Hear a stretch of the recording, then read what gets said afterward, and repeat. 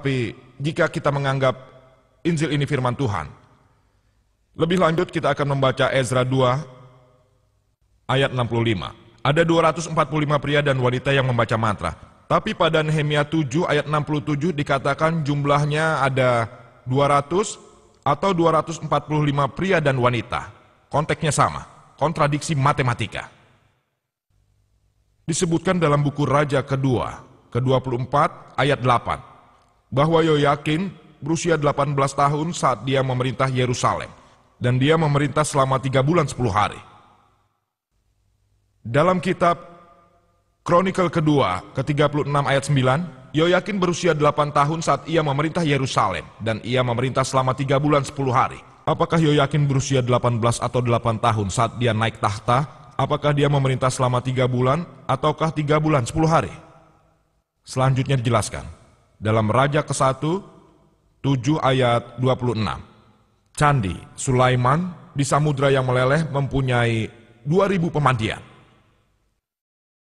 Dalam Kronikel kedua, ke-4 ayat 5, dikatakan 3000 pemandian. Apakah ada 2000 atau 3000 pemandian? Hal itu saya serahkan pada Dr. William Campbell untuk memutuskan mana yang benar. Di sini terlihat kontradiksi matematika yang jelas. Kemudian disebutkan dalam Raja ke-1, 15 ayat 33, bahwa Basya meninggal di tahun ke-26 kepemimpinan Asya.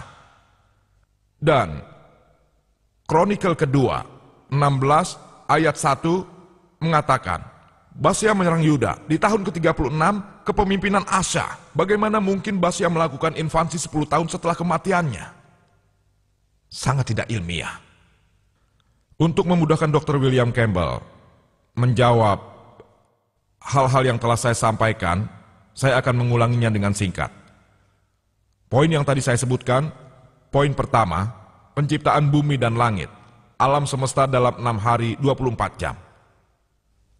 Cahaya ada sebelum sumber cahaya diciptakan. Poin kedua. Poin ketiga, adanya siang sebelum diciptakannya bumi. Poin keempat, bumi ada sebelum matahari.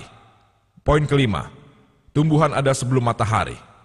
Poin keenam, bulan memiliki cahaya sendiri. Poin ketujuh, akankah bumi musnah atau abadi selamanya? Poin kedelapan, bumi memiliki pilar. Poin ke-9, langit memiliki pilar. Poin ke-10, Tuhan mengatakan, kamu dapat memakan semua tumbuhan dan vegetasi termasuk yang beracun. Poin ke-11, tes ilmiah, tes kepalsuan. Dari Markus 16 ayat 17 sampai 18. Poin 12, seorang wanita tidak akan bersih selama 2 kali periode menstruasi jika ia melahirkan perempuan dan laki-laki. Poin ke-13, menggunakan darah untuk membasmi kuman lepra di rumah. Poin ke-14, bagaimana mungkin kita mengetes perjinahan dengan air pahit?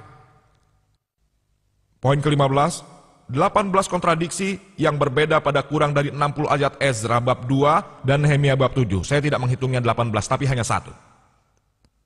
Poin ke-16, jumlahnya berbeda pada kedua bab. Poin ke-17, apakah ada 200 atau 245 pria dan wanita yang membaca mantra?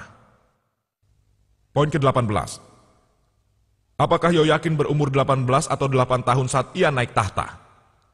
Poin ke-19, apakah ia memerintah selama 3 bulan atau 3 bulan 10 hari?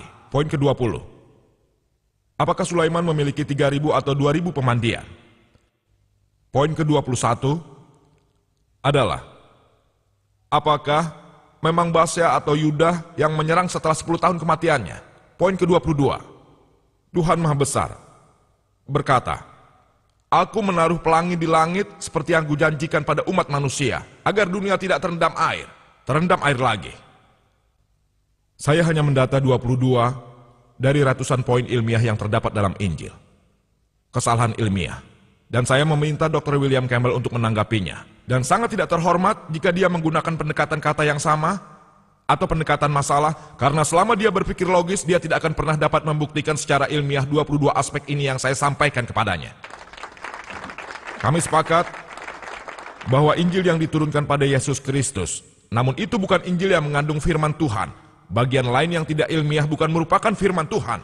Dan saya ingin mengakhiri presentasi saya dengan mengutip salah satu ayat dari Quran Al-Baqarah ayat 79.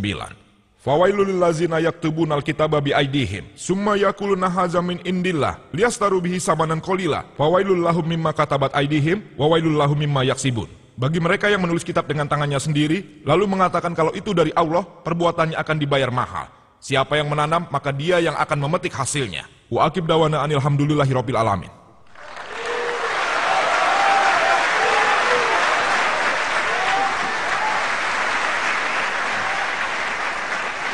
Saya mohon kepada Anda semua untuk tetap di tempat dan mendengarkan kelanjutan dari dialog ini.